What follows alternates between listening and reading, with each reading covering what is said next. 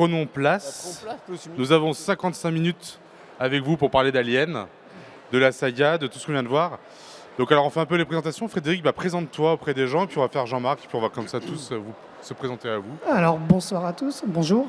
Donc je suis directeur de recherche au CNRS, c'est-à-dire que dans mon travail de tous les jours, je fais des recherches en linguistique et dans un domaine qui s'appelle le traitement automatique des langues, c'est-à-dire dès qu'il est question de programmer un ordinateur pour qu'il arrive à comprendre nos langues, l'anglais, le français ou d'autres, et à parler en utilisant nos langues et pas un langage informatique ou du code qui est incompréhensible. Voilà. Voilà, donc voilà pour toi. Pour toi, Jean-Marc, présente-toi aussi. Ça va être très difficile. Alors, je me considère comme polymathe, à savoir des centres d'intérêt très très variés et très divers.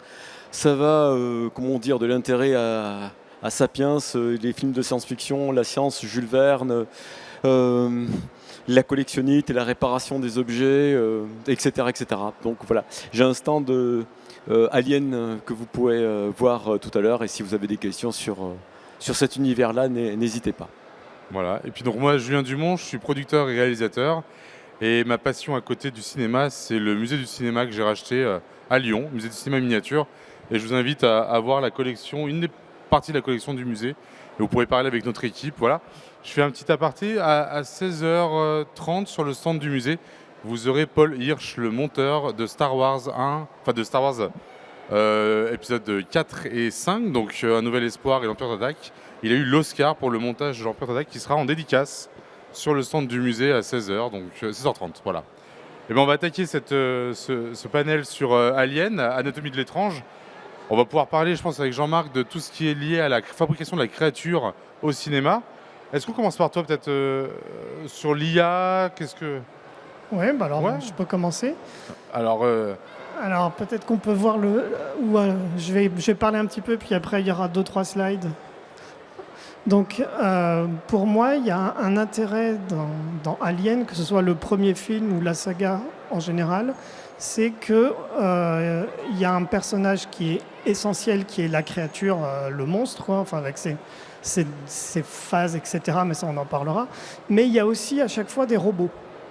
Et il y a à chaque fois des machines parlantes. Donc, comme c'est un peu ma spécialité, moi je m'intéresse à ça, au point que je me suis même posé la question si ce n'était pas un personnage principal de la saga, voire du premier film. Alors, pour ceux qui n'ont pas vu le premier film, je vais être obligé de spoiler un petit peu. En gros, pour faire simple, il y a 2 types de machines parlantes dans Alien. Le premier type, c'est le superordinateur qui n'est pas incarné, donc qui est dans tout le vaisseau spatial, mais qui comprend la parole humaine et qui peut répondre, en tout cas qui essaye. Dans le premier film, on l'appelle Maman, c'est le vaisseau. Ça, c'est une machine parlante, elle sait manier le langage humain, plus ou moins bien, mais en tout cas, c'est son but, pour bien gérer après tous les équipements du vaisseau, sa trajectoire, sa destination, etc. Quand tu parles d'incarnation, c'est vrai que si on repense au design du film, il y a quand même une salle où Mother existe. Je vais y venir après. C'est sous l'angle de ce que tu parles, c'est intéressant de voir que dans le design du film, il y a aussi du visuel qui permet d'incarner l'inincarnable finalement. Donc, tout à fait, Puis c'est une salle qui est très particulière. Elle a totalement de cocon. C'est un ventre, c'est un ventre presque. Et c'est totalement immaculé, ce qui n'est pas du tout l'état du Nostromo. C'est une rare. Elle est très différente. La rare salle qui est blanche. Qui est toute blanche, toute propre, toute nette, avec des petites. Voilà, mais c'est dans les slides, ça sera à la fin. Et je rebondis sur ce que tu viens de dire au sujet que cet ordinateur-là est partout dans le vaisseau. C'est comme HAL 9000 dans 2000 de l'espace qui commande entièrement le Discovery. Exactement. Et alors, par contre, dans Alien, il y a un deuxième type de machine parlante. C'est un robot qui fonctionne au courant électrique, qui s'appelle H. Donc, c'est là où je spoil pour ceux qui n'ont pas vu. Mais en gros, au début du film, on ne sait pas qu'il y a un robot. En fait, il est infiltré dans l'équipage. C'est l'un des membres de l'équipage et c'est pas par hasard, c'est même le référent scientifique de l'équipage. Et il se trouve que c'est un robot à la solde de la compagnie, enfin bref, il a lui aussi en tête tout le bienfait de la mission, tout ce qu'il faut faire, etc. Donc un peu comme maman, sauf que à la différence de maman, il est incarné dans un corps qui ressemble au corps d'un humain, à tel point qu'on le prend pour un humain. Ça veut dire quoi? Que c'est un type de machine parlante qui est de type anthropomorphique. Imite la forme de l'humain et donc parle comme un humain. Donc alors ça c'est le premier slide. Du coup, alors je ne sais pas qui a le contrôle de si on a une télécommande ou pas. Non, Alors ça doit être celle-là. Donc en fait, il faut appeler l'intelligence artificielle du Nostromo pour qu'elle te mette. oui, maman, l'image. au secours, on veut passer un slide. Bon, c'est pas grave. Je vais commencer puis peut-être que je trouverai le bon bouton. Pendant que tu parles, je vais essayer de voir comment ça se passe. Ce qui peut se passer avec une machine anthropomorphique, c'est alors soit comme dans Alien et plein d'autres films, Les Femmes de Stepford, 100% humain, la série suédoise, etc. Ils ressemblent tellement aux humains qu'on leur parle comme on parlerait à vous ou à vous. Enfin, on engage avec eux un dialogue qui est tout à fait spontané. Et d'ailleurs, dans une des premières scènes du film, c'est un repas, ils sont tous à table et ils parlent de leurs primes, etc. Le robot parle exactement comme les autres, il arrive à prendre la parole, à couper les autres, à dire ce qu'il a envie de dire, et ainsi de suite. Donc c'est vraiment un interlocuteur complètement valable. Mais souvent, et c'est particulièrement vrai quand on essaye de créer un robot à l'image de l'homme, on perçoit une différence avec un humain. Même si on crée un robot qui a une peau parfaitement en latex ou autre, enfin, qui ait l'air de la peau humaine, même si on lui greffe des vrais cheveux humains, s'il arrive à avoir une démarche qui ressemble à la marche humaine, on va toujours avoir une impression d'étrangeté. C'est-à-dire qu'on sent qu'il n'est pas humain, qu'il est presque humain, et ce petit presque va nous emmener dans un concept qui s'appelle la vallée de l'étrange. Alors là, j'ai vraiment besoin du slide. Peut-être à la régie, s'il y a quelqu'un. En attendant justement le slide, ce qui est intéressant dans ce que tu racontes, c'est que dans Alien, dans le premier, le seul moment où H est vraiment un robot pour le spectateur, c'est au moment où il est totalement différent dans la gestuelle, dans la parole. J'allais y venir, c'est le travail de Ridley Scott, c'est comment exactement. on fait prendre conscience au spectateur que ce qu'on a pris pour un humain l'est plus. Et c'est vraiment à ce moment-là où ça bifurque. Alors, dans Aliens de Cameron, c'est pas pareil. Il est dès le départ, voilà. on sait dès le départ, Ouais. et il est bizarre dès le départ. Exactement. Il n'y a pas d'ambiguïté, alors qu'avec H, il y a une vraie ambiguïté. Et il y a une ambiguïté aussi avec Cole, et c'est tellement ambigu donc dans le numéro 4 que jusqu'au dévoilement, on ne se doute absolument pas que c'est un robot. Ça c'est du off, mais dans la genèse d'Alien 4, dans la fabrication du film, Cole n'était pas du tout un androïde à la base. Oui. C'est plus tard. C'est plus On tard. en parlait avec Jean-Pierre Jeunet et c'était pas du tout prévu comme ça, comme souvent sur les films. Hein. Mais en fait, c'est pas mal parce que du coup, ça fait écho au code du premier film que lui, il reprend de A à Z, quoi. Il reprend exactement les mêmes mécanismes et ça fait un film qui est intéressant. Enfin, moi, je trouve que de toutes les suites, le numéro 4 est pour moi un des meilleurs parce qu'il reprend les réinventant Attention les à ce que codes. tu dis. Ouais, Ça, fais c'est- attention parce que j'arrive là, tu dis le numéro 4. Ça c'est Alien. En fait, la force d'Alien, moi je parle des 4 premiers, je parle pas des préquels, c'est qu'on peut tous aimer un des aliens différents parce qu'ils sont tellement différents ces films. C'est tellement des films particuliers et iconiques que finalement, dans les 4, on peut tous avoir une préférence. Moi j'ai une préférence pour le 2 par exemple. J'ai grandi avec le 2 et on repense à l'Android. Dans le 2, il est gentil du début à la fin. Oui. Et il y a zéro embrouille avec lui. Hein. Il est gentil et c'est le seul film, je pense. Et on sait que c'est un Android parce qu'on le présente tel quel Dès le départ, dès le ouais, départ, effectivement. Ouais. Mais tu disais que Et il qu'effectivement- fait pas peur. Il Ouais. fait pas peur. Hein. Oh, Encore que. la coupe de Et, cheveux. alors, c'est vrai, j'ai un peu raté la discussion, mais dans H, qui est l'Android, on ne sait pas que c'est un Android jusqu'à la fin quand même du film. Mais Et c'est pas étonnant s'ils se battent quand on sait qu'il y a un androïde dans la sphère de Mother. et dans la sphère de Mother, et puis après, ensuite il commence à transpirer, mais il a quand même un comportement qui trahit le fait qu'il n'est pas tout à fait humain. Et Tout ce à fait. comportement, c'est qu'il est toujours en retrait. Et si vous avez vu Alien et que vous ne l'avez pas revu depuis un certain temps et que vous désirez le revoir, je le dis à tout le monde à chaque fois que je parle du film, c'est de revoir le film en focalisant son attention sur le comportement de H, donc l'officier scientifique. C'est Avec son exactement ce que- comportement-là, on voit tout de suite que le gars ne fait plus partie, enfin il est en dehors de l'équipage. Et en plus, il a des comportements vraiment très, très spéciaux. À un moment donné, il va se motiver ou se secouer d'une façon un peu étrange. Et l'explication est donnée effectivement en fin de film, carrément. Voilà, bah, c'est exactement ça. C'est-à-dire que la première fois qu'on voit le film, on se fait avoir. On ne détecte pas les comportements étranges d'Ash parce que on ne focalise pas, comme tu dis, son attention sur la gestuelle de Ash. Or, il n'a pas les mêmes types de gestes que les autres membres de l'équipage. Et Alors, il y a cette... il n'a pas le même costume que les autres. Si on enlève Ah non, c'est au niveau des grades, alors on fait un petit parallèle avec le stand. Vous pouvez voir sur le stand du musée, on a un des costumes originaux dont toi tu as une repro. Et on a la vraie chemise de l'acteur qui est sur le stand. Et on s'est bien préoccupé de ces costumes. Et en fait, Ash est le seul qui a un costume totalement différent des autres. Si on Il est prend bleu. le fait que Brett a changé sa chemise par volonté, mais il avait le costume de base. Donc déjà là, ça commence comme ça. C'est super intéressant de voir ça. Ça le distingue, oui. Ouais, Et puis, il ne son faut pas détail. oublier que Mais- c'est quand même Ash qui ouvre la porte. Et ouvre la oui. porte et fait rentrer l'alien. quand La même. Némésis vient de lui. Il y a aussi autre chose, je voulais faire le rapprochement, si vous vous rappelez des mimiques de tous les personnages, Ash est un des plus expressifs. Il a les mêmes mimiques, ou en tout cas le comédien qui fera le T-1000 dans Terminator 2 aura les mêmes mimiques. Il y a un mouvement de sourcils. Et lorsque le T-1000 révèle en fait son inhumanité et sa méchanceté, on a le comédien dont j'ai oublié Robert Patrick. Robert Patrick qui fait un drôle de visage, et on a H qui agit exactement de la même manière lorsqu'on va commencer à trop le questionner, quand Ripley va lui demander mais qu'est-ce que c'est, pourquoi tu agis comme ça. Plus qu'on a le même Oui. sur Terminator 2, si on évacue, enfin on Ouais. augmente un peu, le personnage du T-1000 est un peu comme Ash. Au début, on pense que c'est un humain lambda comme Schwarzenegger, enfin on sait pas trop.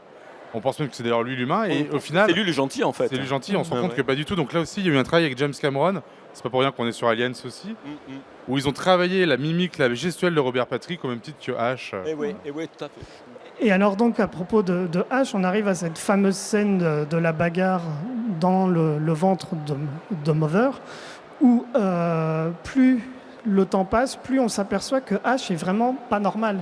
C'est-à-dire qu'il reçoit un coup, il se met à tourner Les sur mouvements lui-même sont très bizarres. et il a une tête qui est figée.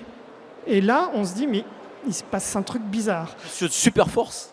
Oui. Et alors il prend une arme pour tuer, et cette arme, c'est une revue qui tourne de manière à en faire une espèce de bâton pour Très étouffer. dur, comme Ouais. ça. Alors c'est pas Ripley. anodin. C'est pas anodin, non, c'est pas anodin. C'est pas anodin parce que toute l'œuvre d'Alien, le premier film, est une œuvre vraiment très sexuée.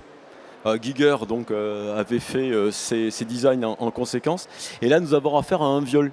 Et je ne sais pas si vous vous rappelez, mais les photographies qui sont dans la pièce une fois qu'elles sont sorties de Mother, il y a des femmes nues. Oui. Et le magazine que H roule est un C'est film, un est un magazine magazine porno. Tout à fait. Voilà. Donc on a un viol oral avec cette séquence de baston, on va dire. Voilà, et ce qui n'est pas courant par rapport à un combat entre deux humains, peut-être que c'est pas cette Mais arme-là qu'on aurait choisi. Tu parlais Un de la robot, vallée, pourquoi pas. la vallée de l'étrange. Alors, ça je- commence à je ce vais la moment-là, montrer, parce voilà. que on est très gêné par cette séquence. Je vais la montrer, la vallée de l'étrange, parce que c'est un terme scientifique qui est un peu abstrait. Donc, en fait, si on part de la gauche vers la droite, on a des personnages qui, au départ, sont anthropomorphiques uniquement dans des caractéristiques très grotesques, très très simples, c'est-à-dire un tronc, une tête et des yeux. Donc là, on a Homer des Simpsons, par exemple. C'est très caricatural, mais voilà, pour nous, c'est une représentation d'un humain. Dessin animé, ça fait pas peur. Ça fait pas peur, et on l'imagine très très bien qui parle et qui a un comportement d'un humain. En tout cas, on n'a pas une impression d'étrangeté, parce que dès le départ est posé le fait que c'est pas un vrai humain, c'est une représentation graphique, caractéristique. Blanche-Neige, c'est un petit peu pareil, mais en un peu plus réaliste. Mais n'empêche, on reste quand même dans du dessin animé, et donc ça ne fait pas peur. C'est pas étrange, parce qu'on part du principe initial que ça ne nous ressemble pas. Par contre, on arrive de plus en plus à des choses qui nous ressemblent trait pour trait. Et par exemple, les personnages d'un des premiers films faits en 3D avec de la capture de mouvement, et donc avec des vrais acteurs, avec des effets en 3D qui changent leur apparence. Et alors là, on est sur du presque humain, et du coup, ça nous gêne, parce que c'est pas vraiment humain, on s'en rend très très bien compte. On est entre deux mondes. On est entre le monde du dessin animé et le vrai monde. Et le petit truc qui manque pour que ce soit vraiment un comportement humain nous gêne. Et c'est pour ça qu'on tombe dans ce qui s'appelle la vallée de l'étrange, qui est en fait ce creux dans la courbe. Plus on va à droite, au départ on monte, c'est-à-dire plus on a de l'empathie envers le personnage, parce qu'on le considère comme un interlocuteur valable avec qui on peut échanger non seulement des dialogues, mais également des émotions, des ressentis. Et puis alors, quand on est au personnage là, de Polar Express, je ne sais plus le titre en français. C'est le transpersonnage. Non, c'est pas le. Non, c'est. C'est Pôle Express C'est Pôle Express. de Robert Zemeckis. C'est Pôle Express, voilà. Là, par contre, c'est bizarre, et du coup, on n'arrive plus à engager un véritable dialogue avec ce type de personnage, parce qu'il est trop bizarre. Et par contre, après, plus on va vers plus on augmente donc vers la droite, plus on arrive au réalisme parfait. Et à ce moment-là, on retrouve exactement les impressions qu'on a en discutant avec d'autres humains. Et là, donc, Masahiro Mori, c'est le concepteur de ce concept-là, la vallée de l'étrange. Quand tu parles de la vallée de l'étrange, c'est un concept, c'est une sensation qui a été très compliquée dans les effets spéciaux, puisque tout à fait, dès qu'on se rapproche dans la 3D, on crée des personnages réels, et en fait, on a vraiment toujours cette sensation que en photo, ça marche très bien, c'est très réaliste, et dès qu'on l'anime, dès que ça bouge, le micro-mouvement d'œil, la micro-détail qui n'est pas juste, fait qu'on n'y croit plus du tout, et que ça casse tout l'effet. Et c'est ça qui est très compliqué. Et très souvent, dans les effets spéciaux, certains studios font tester par des enfants certains plans pour voir si ça marche ou pas. Parce que nous, l'être humain, enfin les adultes, on est tellement habitués des fois à voir ça, qu'on a plus ce recul, mais les enfants se rendent très vite compte de ce qui est en 3D, pas en 3D, même quand on nous vend du photoréalisme et de l'hyperréalisme, mais ça marche pas en fait. Exactement. Et alors là, c'est une illustration en vrai de vrai, c'est-à-dire que je vous présente un chercheur, je me souviens plus son nom, et le robot qu'il a conçu à sa propre image. Donc, je pense que vous identifiez immédiatement qui est l'humain, qui est le robot. Hein, l'humain à gauche, le robot à droite. Et le robot tombe en plein dans la vallée de l'étrange. Parce qu'il ressemble trait pour trait à l'humain, mais on sent dans ses yeux, dans peut-être son attitude, une espèce de vide, une espèce de truc qui nous rend mal à l'aise. Bon, lui, il est flippant même il sans est flippant. animation. Exactement, il est juste flippant. En photo, déjà, il est flippant. Donc, alors, pour l'histoire, ce robot, il a été conçu et il est très connu dans le monde entier depuis plus de 10 ans. Ce qui fait que le robot, lui, n'a pas changé, mais par contre, son concepteur, il a vieilli. Et du coup, il n'est plus à l'image de son robot. Et qu'est-ce qu'il a fait pour rester à l'image de son robot? De la chirurgie esthétique. Comme quoi, on peut aller loin dans la quête du robot anthropomorphique. Tu as déjà le micro, je vois. Où est ton robot, Frédéric? Montre-le. Un robot, non. Mais tu je parles, suis un robot. Encore une fois, si la vallée de l'étrange, quand on prend les effets spéciaux, non pas numériques, mais physiques, on essaye toujours de casser ce côté saccadé lié au moteur, lié à l'animation. Et le seul moyen d'avoir les plus beaux animatroniques en cinéma qui fonctionnent, c'est quand c'est derrière des animateurs humains qui les manipulent. C'est ça. Quand on est en full motorisation programmée, ça fonctionne toujours moins bien que quand il y a une partie humaine. Et je prends l'exemple du Terminator 2. Quand tu as l'animatronique avec le T-1000, quand il est éclaté, il y a vraiment Robert Patrick qui mime le mouvement.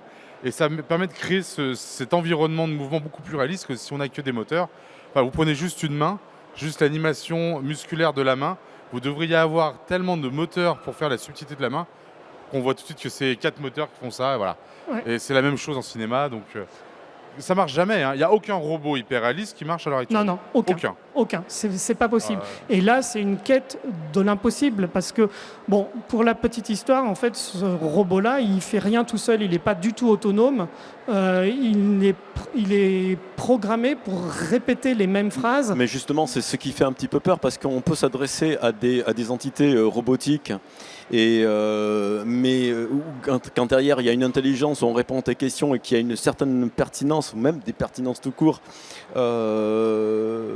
et des réponses qui sont apportées, on se fout peut-être un petit peu de parler à une machine. Mais quand là, on a une machine qui essaie de ressembler à l'humanité, mais qui n'en est pas, mais qui en plus ne peut pas répondre, on n'a pas la même approche. On n'a pas la même approche, on se retrouve un petit peu devant un mur, quoi, quelque part. Exactement. C'est un petit peu les conséquences de la vallée de l'étrange. C'est qu'à partir du moment où on ressent un sentiment d'étrangeté, on n'est plus à l'aise et on ne communique pas normalement. C'est exactement ça.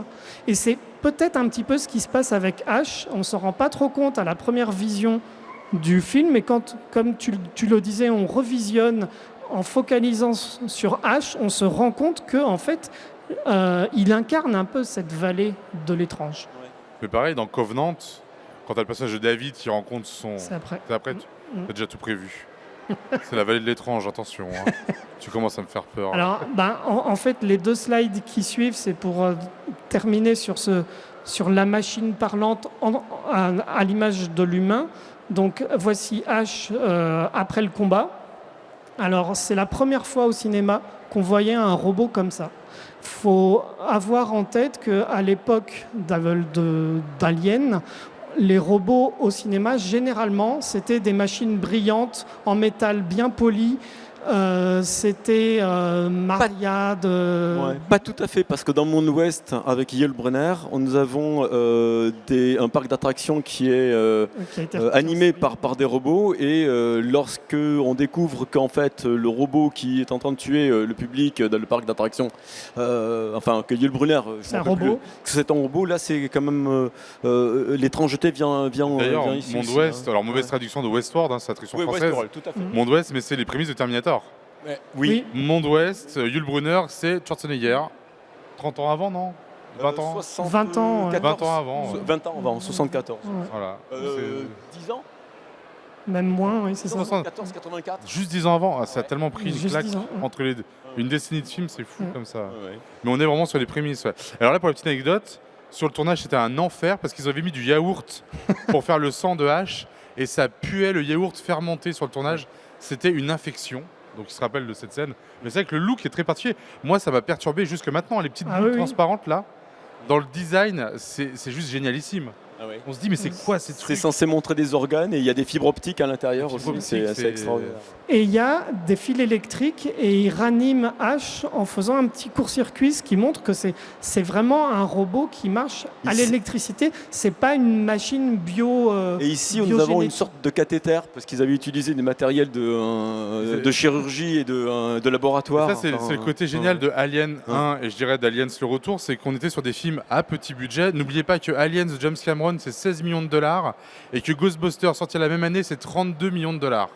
On a sur Aliens de Cameron la création d'un univers complet, de la reine alien, de la colonie, de scaphandres, de design, de vaisseaux, pour 16 millions de dollars. Et ce qu'ils ont fait, comme sur le premier, c'est qu'ils ont récupéré énormément de choses qui n'étaient pas prévues. Et ils ont rebidouillé, comme ça, pour faire du design.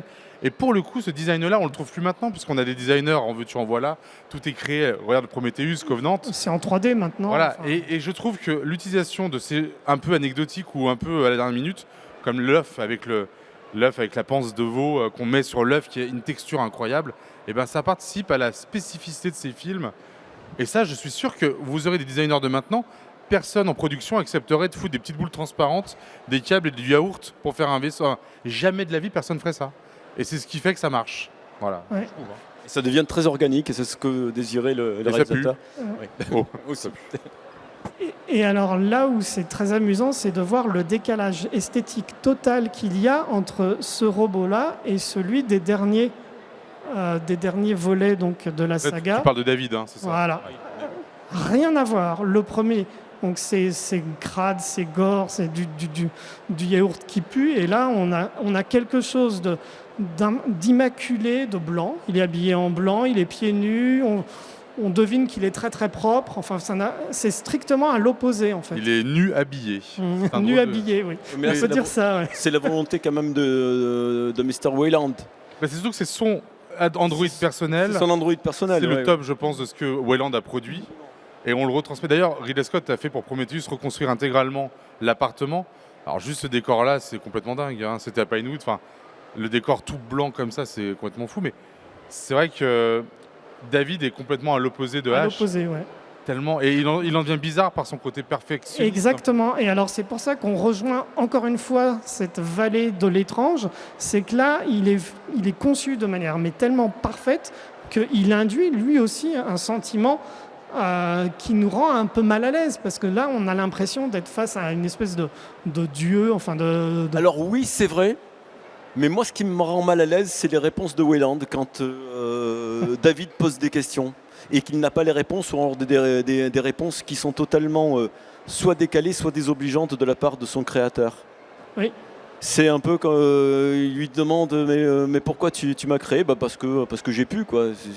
Voilà. D'ailleurs, cette scène, c'est un peu une redite de Blade Runner avec la Tyrell. Oui. Quand on est dans la Tyrell avec Absolument, le c'est créateur. exactement pareil. Donc pour ceux qui se rappellent de Blade Runner, le créateur donc, de la Tyrell, Monsieur Tyrell, hein, c'est ça? C'est Star Hero. C'est l'acteur qui joue le barman dans Shining. Shining, Oui. oui, tout à fait. Donc, déjà, Voilà. il était déjà bizarre dans Shining. Ouais. Il est de nouveau bizarre dans Blade Runner. Il y a Ouais. des acteurs bizarres comme ça. Ouais. Et donc moi, la vallée avec de l'étrange. ces grosses lunettes. Ces grosses qu'on lunettes trouve, à- à chaque fois. Ouais. Ouais. Et donc pour moi, la vallée de l'étrange vient plutôt de Wayland qui est un humain plutôt que de David qui est un homme synthétique.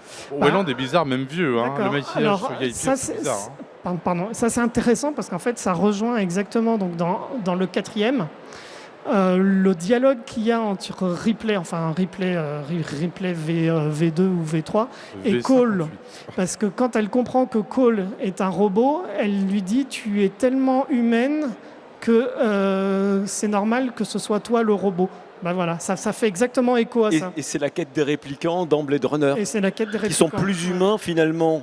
À la fin du film, on s'aperçoit qu'ils sont plus humains que les humains qui les ont pourchassés Et tout au long d'ailleurs, du film. Blade Runner comprend la Void Machine. Le moyen le plus simple de savoir si c'est un répliquant ou pas, c'est de lui poser des questions humaines. Oui. Et c'est ça qui est intéressant, c'est pas de l'analyser avec une machine, c'est on analyse ses réponses. Et on se dit, est-ce que c'est un répliquant ou pas, voilà, donc c'est...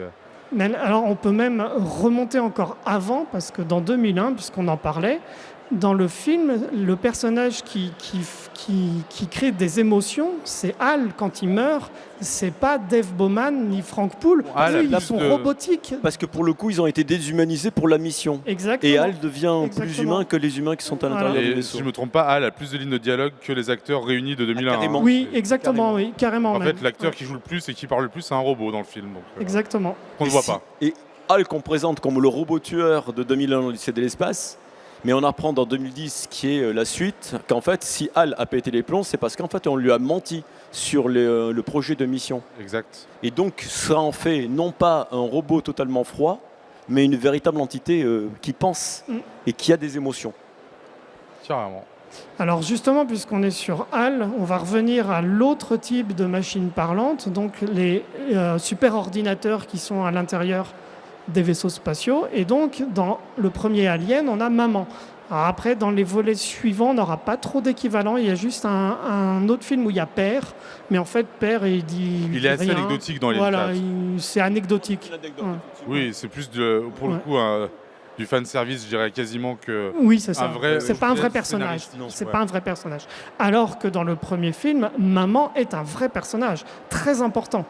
Alors très important. Pourquoi ? Parce que à chaque fois qu'il y a un dialogue avec Maman, alors là, ça c'est un exemple de dialogue à l'écrit, parce que la procédure de communication avec Maman, en tout cas pour avoir toutes les infos que Maman est censée connaître, implique qu'on rentre dans une espèce donc de cocon, enfin de ventre, et qu'on tape un code D'accès, secret, un prioritaire. code d'accès. Voilà. À ce moment-là, ça lance une interface qui s'appelle l'interface 2037, c'est écrit là. Et à ce moment-là, on peut poser des questions en anglais à Maman qui répond en anglais, mais par écrit. Oui, on est obligé de taper sur un clavier. On tape sur un clavier. C'est Dallas qui le fait, le capitaine. Donc, il n'y a que lui, je crois, qui a vraiment le droit. Bon, il y a Oui. H aussi, mais on sait Oui, c'est pas. une question de priorité au sein de Voilà, l'équipage. exactement. Et donc, ce qui est intéressant, c'est qu'à chaque fois que les membres de l'équipage font appel à maman, maman a en gros le même type de réponse, à savoir, je n'ai pas assez de données pour vous répondre. À un moment, on lui demande quelles sont nos chances de tuer Alien. Elle dit, je n'ai pas assez de données pour vous répondre. En gros, maman, en tant que super ordinateur, ne sert strictement à rien. Elle est inutile. Mais en fait, cela démontre qu'en fait, que maman a été programmée par la Weyland-Yutani et qu'elle n'est pas là pour aider l'équipage. Elle ne veut pas donner de réponse, elle est là pour l'envoyer au casse-pipe. Comme H. Voilà. Comme H. Comme H, qui est en fait dès le départ va envoyer l'équipage à la mort. Et pour rebondir sur ce que tu viens de dire, il me semble que dans la version originale anglaise, on tape sur le clavier, mais on lit la réponse. Il n'y a pas de réponse sonore parlée par maman, alors que la version française, c'est maman répond en français.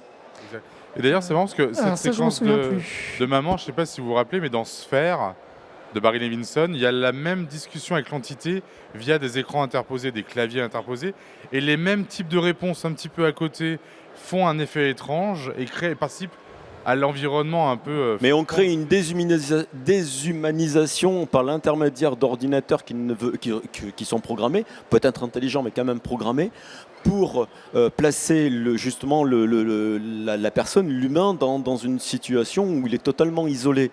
Mais là, ça se passe dans un futur, c'est dans 100 ans, c'est en 2122. Mais si vous faites l'expérience, vous tapez sur votre ordinateur pour aller communiquer avec la CNAM, avec l'URSSAF ou je ne sais quel organisme, vous tournez en rond. Si vous avez été banni, comme moi je l'ai été plusieurs fois sur Facebook, essayez de faire... Essayez d'avoir, de demander une explication et de vous expliquer. Vous êtes totalement en fait abandonné au système. Vous tournez en boucle. Et c'est ce qui se passe en fait dès il y a plus de 40 ans. Ridley Scott avait déjà perçu cette façon de travestir la technologie de façon à rendre les humains encore plus isolés que ce qu'ils sont. Tout à fait, oui. Et donc la dernière image, c'était le fameux cocon. Et donc là, on voit, c'est Dallas, le capitaine, qui est en train de taper au clavier une question à maman. Et le design est puissant parce que le Nostromo est sale et complètement incompréhensible. Et là, on comprend tout et c'est propre et c'est là où c'est puissant. Ouais. C'est pas parce qu'il est comme ça que c'est puissant. C'est la mise en place de tout l'environnement qui est fort. Oui, parce que le décor en lui-même, c'est juste des petites loupiottes un peu partout qui veulent rien dire, qui apportent a priori aucun sens. Enfin, il n'y a pas de... je sais pas, les volets sont ouverts, les machins sont fermés, le moteur bidule est en fonctionnement. Il n'y a rien, il n'y a aucune information. C'est purement esthétique. Et alors, pour conclure, donc en gros, on a dans Alien, enfin pour conclure par rapport aux machines parlantes, on a dans Alien 2 machines parlantes, Maman et H, à la place d'une seule qui est HAL dans 2001. Parce que HAL, à lui tout seul, non seulement il gère le vaisseau, la mission, et en plus il papote avec les membres de l'équipage, il joue avec eux aux échecs, donc il s'occupe d'eux. Là, c'est plutôt H qui joue avec les membres de l'équipage, qui mange avec eux. Alors on ne les voit pas jouer aux échecs, mais on pourrait imaginer que ça pourrait être à peu près pareil. Donc H est le robot compagnon, alors que Maman est le robot outil. Et typiquement, puisqu'on parle de langage, on dit d'une machine qu'elle passe le test de Turing quand elle arrive à manier le langage humain aussi bien qu'un humain. Maman ne passe pas le test de Turing, alors que H le passe très facilement. Et HAL, lui, le passe très facilement aussi. Tu voulais qu'on parle maintenant de la créature en elle-même, la création de la créature, on en parlait. On s'était dit qu'on allait faire partie intelligence artificielle, partie xénomorphe, pour le coup. Oui. Alors, si tu permets, moi, j'aurais voulu aborder un sujet qui me tient à cœur depuis toujours, depuis que je suis plongé dans l'œuvre d'Alien. C'est qu'il y a deux univers aliens. Vous connaissez le premier Alien de Ridley Scott, donc 79, et puis ça a été suivi, enfin en tout cas il y a eu des préquels qui sont Prometheus et Covenant, dont on pourra critiquer facilement les œuvres parce qu'elles n'ont pas la puissance du premier Alien. Mais donc Alien 79, Prometheus, Covenant de Ridley Scott, c'est un univers parallèle à l'univers qu'a développé ensuite James Cameron avec Aliens. Pourquoi je dis ça ? C'est parce que ça vient de la volonté de Scott de montrer ce qui était en rapport avec l'évolution, la transmutation, etc.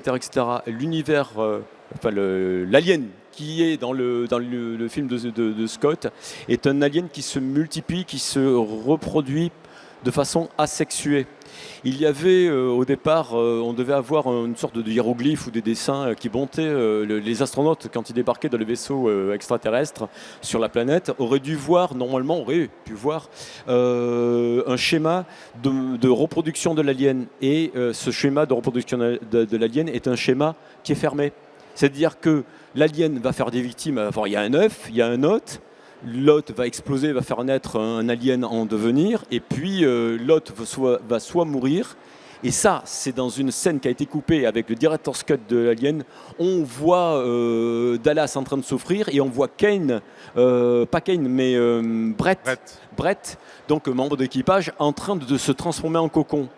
Et c'est pas anodin parce qu'en fait ce cocon va renfermer le facehugger et va redonner un autre alien lorsqu'un autre va se présenter. Ça c'était la puissance de Giger. Et en fait l'intelligence de Ridley Scott, c'est qu'à la base, quand Ronald Shusett il a vu les premiers designs de Ron Cobb pour l'alien, c'était mal barré. Hein. Ah oui, Ron Cobb qui est un génie du design absolu, on lui doit la DeLorean, on lui doit énormément, entre autres, énormément de design. Conan le barbare. Ah oui, Ron Cobb, c'était un grand du design. Malheureusement, pour le coup, l'alien ressemblait à une pieuvre un peu moche. Ça n'allait pas du tout. Et l'intelligence de Ridley Scott, c'est d'aller chercher Giger, ce jeune artiste suisse, parce qu'il était jeune à l'époque, qui venait de Coire, de la ville de Coire, et qui avait fait le Necronomicon et des peintures incroyables. Et Giger va créer avec de lui-même un peu le cycle de l'alien. Oui, il fait un cycle fermé, c'est un cycle. L'alien, tout dans l'alien est sexué. Hein. Le crâne de l'alien, c'est phallique, l'intérieur du facehugger. Ça va jusqu'au point que quand Giger crée l'œuf, l'œuf, c'est vraiment une s'ouvrir en deux comme un vagin. Voilà, et en fait, la Fox a dit non, ça va pas du tout passer. Et là, ça s'ouvre en croix. Et il l'a coupé en 4. Mais à la base, effectivement, pas du tout ça. Voilà. Mais donc, toute l'œuvre de Giger avec le premier Alien est très sexuée. Lorsque nous nous retrouvons avec H, le robot, donc, ou plutôt le mec synthétique que je préfère, transpirant et qui transpire, une sueur blanche. C'est très figuré. Hein. Et donc, toute l'œuvre de Giger et de ce premier Alien est très sexuée. Et en revanche, sa reproduction, son cycle de vie est asexué. Lorsque Scott s'empare d'Alien avec Aliens le Retour, eh bien, il crée la reine alien. Et donc, qui dit reine alien dit mâle reproducteur. Et donc, à ce moment-là, la reproduction devient sexuée. D'ailleurs, Cameron, quand il crée la reine alien, il envoie, parce qu'il y a eu des problèmes de droit en fait, sur Aliens de Cameron, Giger n'est pas rappelé pour le design des aliens. Non. Giger intente un peu des actions, ça se passe pas. Cameron envoie de lui-même une lettre en disant « J'adore ton travail, je suis désolé, on n'a pas pu travailler ensemble ». Giger est là, oui, bon, d'accord. Et en fait, très vite, Cameron enlève le crâne transparent. Ah oui, transparent, ouais. C'est beaucoup plus simple à gérer sur le tournage. Il n'y avait que 12 costumes sur le premier sur Aliens de Cameron. Ouais. Il y avait 12 costumes en latex, un seul animatronique, une reine alien. Et il faut faire avec ces 12 costumes tout le film. Donc ils ont réutilisé des costumes. On en a un d'ailleurs au musée, qu'on va bientôt finir de restaurer, un complet, un des 3 qui existent au monde qui est complet. Et c'est vrai que on voit qu'ils ont morflé, qu'ils ont été utilisés. On a des impacts. C'était de la mousse de latex, un truc comme ça. C'était en mousse de latex et des fois même juste en latex. Donc ça vieillit très mal. Et donc il a enlevé le crâne transparent et Cameron design la reine alien, qui n'était pas du tout une idée de Giger à la base. Et la reine alien, change la donne comme tu dis. Effectivement, la reine alien pond des œufs, donc il y a un mâle reproducteur à ce moment-là. Mais le design est incroyable. Et ça, absolument, c'est incroyable. Et il lui met des talons à la reine. Elle a des talons aiguilles. Donc voilà, alors je voulais préciser ça qui me vraiment tenait à cœur, c'est que nous avons affaire à 2 univers qui cohabitent. On peut regarder facilement le premier Alien de Scott et on passe avec l'Alien, puisque c'est la suite carrément avec Ripley, avec l'Alien de James Cameron, mais on rentre dans un autre univers. Ça cohabite, c'est parallèle, c'est mêlé intrinsèquement, mais c'est deux univers différents. Cameron avait quand même pas mal de respect de Ridley Scott et par la suite, Cameron a été très fâché que David Fincher tue Newt et X, dont il avait quand même mis une relation qu'il avait créée. Il était assez fâché de ça, il s'est dit que c'était un peu un scandale. Que Fincher zigouille tout de suite ses personnages. Excellent film, le 3. Excellent film. Bon film. Avec Jordan Cronwell, le chef opérateur de Blade Runner, qui était très malade sur le film, qui a fait finalement assez peu le film. Et le fils de Jordan Cronwell, Joel Cronwell, je crois, et l'actuel chef opérateur David Fincher d'ailleurs. Voilà. Mais non, c'est juste des merveilles absolues. Qu'est-ce qu'on peut dire encore? Alors, est-ce qu'on va finir là? On a 10 petites minutes. Est-ce que vous avez des questions-réponses peut-être sur Alien, les xénomorphes, les créatures, les films, les secrets de tournage, je sais pas. Allez-y, on est tout oui, et si on a la réponse, on en parle volontiers. Alors en attendant qu'on trouve des... Alors est-ce que vous avez des questions? Déjà, moi, la première question, c'est combien de fois il faut regarder les films pour en découvrir la substance et tous les sens cachés, quoi. C'est-à-dire que ça s'arrête jamais? C'est moins le nombre de fois que l'angle de vision qu'on a. C'est-à-dire que si tu dis, voilà, on le regarde sous l'angle de regarder H, ouais. La deuxième fois suffit pour le coup. Mais vous voyez, moi je suis fan de Jurassic Park. Je suis un gros fan, j'ai dû voir, je sais pas, 300-400 fois le film. Il n'y a que récemment que j'ai vu l'histoire que quand le tyrannosaure il fait tomber la Jeep, il y a un pot de fleurs, il y a un projecteur dans le champ. Je les avais jamais vus. Et en fait, on se rend compte que c'est vraiment la perception du film qu'on a. Est-ce qu'on le regarde sous l'angle de la narration, sous l'angle de la photo, sous l'angle du montage, sous l'angle du personnage? Voilà, c'est à vous de voir l'axe sous lequel vous voyez un film pour voir les... Comme ce sont des films qui sont très bien pensés, très riches visuellement et d'un point de vue scénaristique, qu'il y aura toujours un angle en fait de redécouverte ou de découverte tout court. Moi, je sais que lorsque le premier Alien, alors je l'ai vu un nombre innombrable de fois, mais lorsque je l'ai revu au cinéma dans une version remasterisée, etc., c'était il y a quelques années, j'ai redécouvert le film. Non seulement j'ai redécouvert le film d'un point de vue décor, parce que c'est pas le film noir, enfin en tout cas l'ambiance noire, c'est un film dont la photographie est absolument merveilleuse. Je pense qu'on a sur les Aliens le plus bel exemple de direction de la photographie qui existe avec les plus grands du monde, que ce soit Derek Van Lin sur le premier ou Adrian Biddle sur celui de Cameron. Adrian Biddle étant mon dieu absolu. Adrian Biddle malheureusement est décédé sur le tournage de V pour Vendetta à 50 ans, donc voilà, on a perdu un grand de la photographie, mais la photo, Ron Cobb, voilà, sur le design, mais la photo de Biddle sur James Cameron sur le Aliens 2, pour moi ça fait toute ma vie, quoi. C'est quasiment une école de cinéma par entière.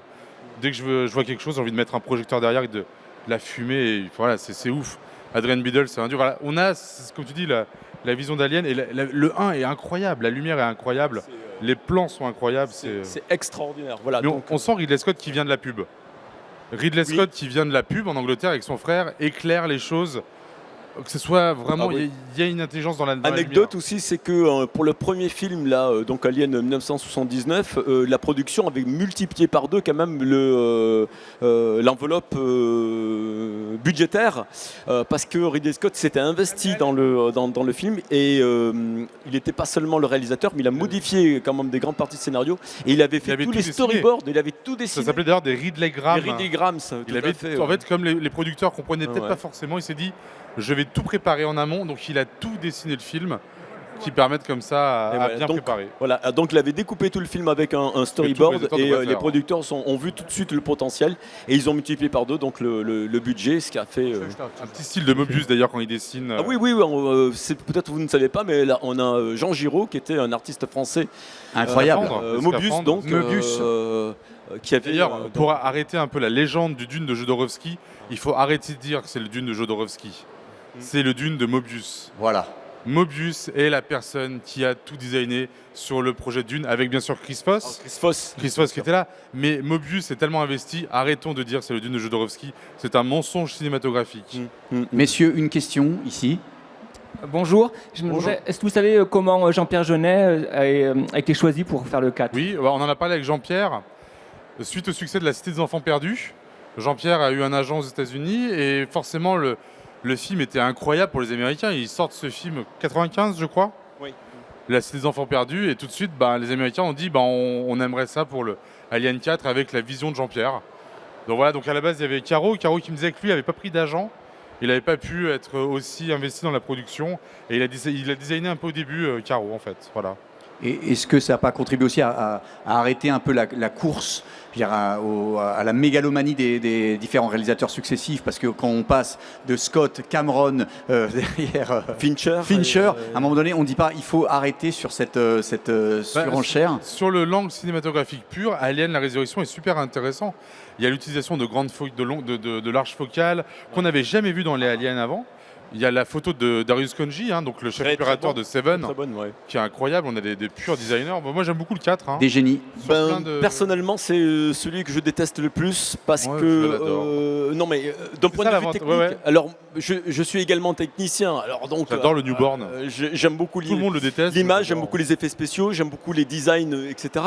La photographie, les cadrages, etc. Mais j'estime tout court, et je suis franc, que Jeunet n'était pas le réalisateur pour ce type de film. Pour moi, il a galvaudé l'histoire, il a trahi tout de suite l'imagerie et puis surtout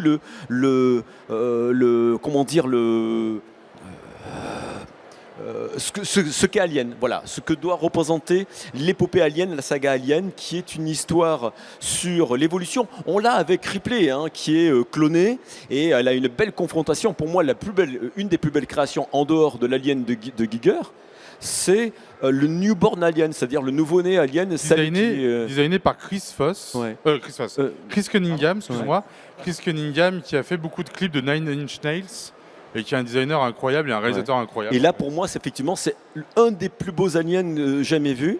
Mais malheureusement, j'estime que la mise en scène de Jeunet ne correspond pas à ça. Quand je vois Dominique Pinon avec sa chaise roulante en train de faire le fanfaron, enfin je sais pas, je n'arrive pas à comprendre le sens du film. Alors que pourtant, il y a quelques pépites.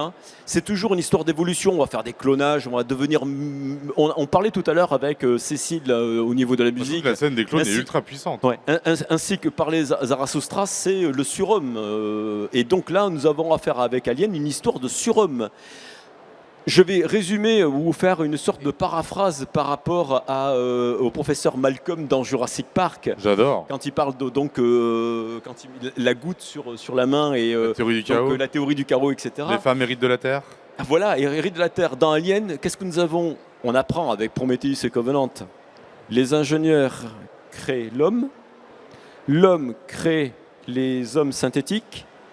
L'homme synthétique crée les aliens bouffent les hommes. C'est ça, Alien. Pour moi, c'est résumé en cette phrase-là. Et Jeunet, malheureusement, n'est pas rentré dans il n'est pas rentré dans ce cadre-là. Il y a les éléments nécessaires. Vous écoutez, finalement, un Alien versus Predator a plus de sens puisque on est sur. On voit Monsieur Weyland. Deux aliens, deux formes de vie différentes qui se disputent la finalité. Alors, pas tout à fait, parce que en fait, les prédateurs sont des êtres venant très intelligents et chasseurs, mais très intelligents. En gros, des chats. Parce que ça aussi, Alien, c'est l'altérité, c'est faire face à l'autre qu'on ne connaît pas. Et donc, je vais revenir dessus parce que ça, c'est hyper intéressant. Là. Merci de me lancer sur le sujet. Et donc, Alien Predator, c'est un prédateur donc très intelligent, une espèce extraterrestre intelligente qui vient chasser. Donc, il vient chasser sur Terre. Il vient chasser des hommes ou les bons chasseurs et les mauvais chasseurs. Et ou hors de l'alien, parce que l'alien c'est bestial, c'est basique, c'est instinctif. On ne réfléchit pas avec Alien. Alien, quand tu es face à un alien, soit tu meurs, soit tu le tues. C'est tout. Alors je reviens sur l'altérité. On a affaire à un titre Alien, le 8e passager. Alors moi personnellement j'ai réfléchi à la chose. Alors donc 8e passager, ça veut dire donc il y a 8 passagers. Nous avons il y en a un de plus, Dallas, nous avons Kane, nous avons Ripley, Brett, nous avons Lambert, Brett et Parker. Donc ça, j'en oublie un. Le chat est donc 8e passager. En fait, l'altérité, Alien, c'est l'altérité. Donc c'est le rapport à l'autre, à l'étranger. Qui représente le mieux l'altérité dans notre environnement humain immédiat et de domicile au fin des maisons? Le chat. Le chat. Le chat. Le chat qui non seulement représente l'altérité l'autre, Jones. mais tout le long du film, l'équipage passe son temps à aller sauver le chat de la gueule de l'alien. Même c'est la Et c'est- mascotte sur Instagram du Nostromo, alors c'est Ah. pour ça qu'ils en Et avaient c'est- besoin. Et c'est parce que justement le chat est là que l'équipage quasiment meurt tous les uns après les autres. N'ayez Ça, pas de chat chez vous. Et la deuxième chose, c'est que le chat, s'il n'avait pas été le 8e passager, eh ben, on dit de l'alien que c'est le 8e passager. Pour moi, le 8e passager, c'est le chat. Il s'appelle Jones. Il a un nom et il a un rôle. Il est peut-être, c'est pas un rôle comme les autres comédiens humains, mais il a quand même un rôle là-dedans. Pour le chat, c'est le seul qui arrive à prévoir l'alien avant qu'il arrive. Alors que les Absolument, autres, ils le- absolument. Et c'est là le petit secret et l'intelligence du scénario d'Alien, enfin en tout cas de Ridley Scott, de nous avoir pondu un chat en plein dans Il veut l'histoire. pas te prêter son micro. Alors qu'il amène toute l'histoire lui-même. Et c'est le chat qui gagne puisque c'est lui qui est ramené à la fin. Voilà. Exact. C'est le seul. Ouais, C'est le en parlant seul. de chat, est-ce que vous avez d'autres questions peut-être ou d'autres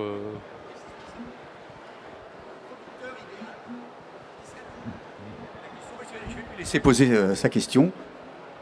Bonjour. Bonjour. Quel serait le producteur idéal actuel pour adapter Alien en série actuellement?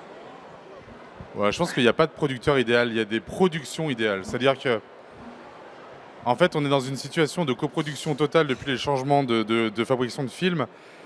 Je dirais qu'à l'époque des producteurs uniques, à la Joel Silver ou on voit, ou même à la Joe Davidson sur Robocop, c'est fini, ça n'existe plus. On est tellement dans une logique avec les diffuseurs. C'est très compliqué maintenant d'avoir une personne unique qui va dire ce projet-là, j'ai compris, vas-y, fais, je te mets quand même des meilleurs designers avec toi. Et le vrai problème, c'est quand on parle de designer, c'est pareil. On a 14 designers pour designer maintenant une arme, alors c'est n'importe quoi. Je donne un exemple sur Robocop. Vous l'avez tous vu, Robocop? Et bien à un moment, il ne savait pas comment faire la voix de l'ED-209. Bah, c'est Joe Davidson qui dit attends, donne-moi un micro. Il fait You are 30 seconds to comply. Et il fait la voix, il en a rien à foutre. Il dit à Paul Verhoeven je vois bien le flingue de Robocop, un grand truc comme ça. C'est filé l'armurier, le mec le fait, il n'y a pas d'autre embrouille. Et en fait, toutes les petites. Tout ce que les techniciens, les artistes ont comme envie de rajouter, c'est respecté dans des films comme ça, assez linéaires. Dans des productions actuelles, c'est beaucoup plus compliqué parce que vous avez beaucoup de gens impliqués dedans, beaucoup de post-prod en 3D et beaucoup de producteurs qui se répartissent les coûts des films. Donc, qui dit beaucoup de producteurs dit beaucoup d'avis, beaucoup de concessions. Et quand on fait des concessions, on aplanit généralement. Et je pense qu'en aplanissant quelque chose, on n'en fait jamais quelque chose de bien. Donc, c'est dur la question à répondre. Moi, je dirais que je ne sais pas quel serait le meilleur producteur. En tout cas, je sais qui serait un des pires producteurs, ce serait Disney. Quand on voit ce qu'ils en ont fait, ce qu'a fait Disney avec Star Wars, à la fois la nouvelle trilogie Disney, et les séries qui passent sur Disney, là, Bah, c'est Disney qui a non, Alien. c'est Hein. hors de question qu'on mette ça entre les mains de... Si un jour on nous annonçait que Disney produirait un Alien, non, c'est hors de question. Et puis il y a trop d'intérêts commerciaux En fait, maintenant il y a en jeu, pas de- budget, c'est- Dans les genèses de films, il n'y a pas de producteur type ou de production type. Il y a toujours des miracles improbables qui se produisent. On ne sait pas pourquoi. Je vous donne l'exemple de Starship Trooper. Starship Trooper de Verhoeven n'aurait jamais dû voir le jour. Un film à énorme budget qui est 8e, 72e degré, qui parle d'espèces de nazis de l'espace. Enfin, ça ne devrait jamais exister un film pareil. En tout cas, pas à 100 millions. Et ça n'a existé que parce que le producteur de Sony partait de son poste et que le nouveau allait rentrer, et qu'il y a eu quelques mois de latence au sein de l'exécutif de Sony et puis que personne n'a bien suivi la production. Puis quand ils ont vu le film fini, ils ont fait « Ah, d'accord ». Voilà, c'est qu'il y a toujours des miracles. C'est comme Indiana Jones. On aurait dû avoir, comme Indiana Jones, Magnum. On n'aurait pas dû avoir Harrison Ford. Je prends l'exemple de Aliens. Dans le film Aliens, X, il est arrivé après le tournage.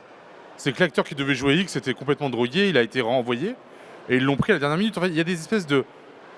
C'est pas des miracles, mais c'est des imprévus constants qui font qu'un film va marcher, ton ne pas destin. marcher.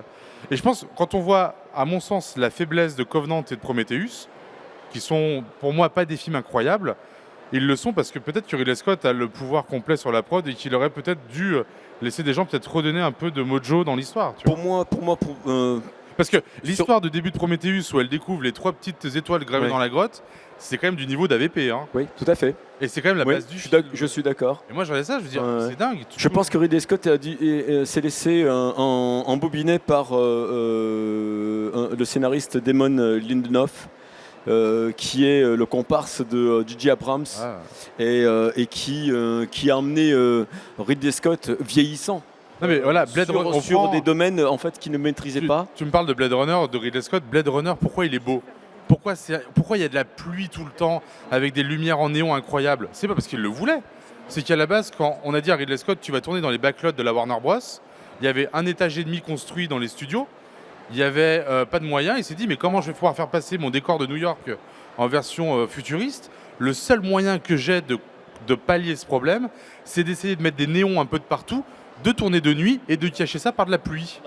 Voilà pourquoi Blade Runner a de la gueule, c'est parce qu'il n'avait pas les moyens et pas l'avantage de faire ce qu'il voulait. Et la musique de Vangelis quand même.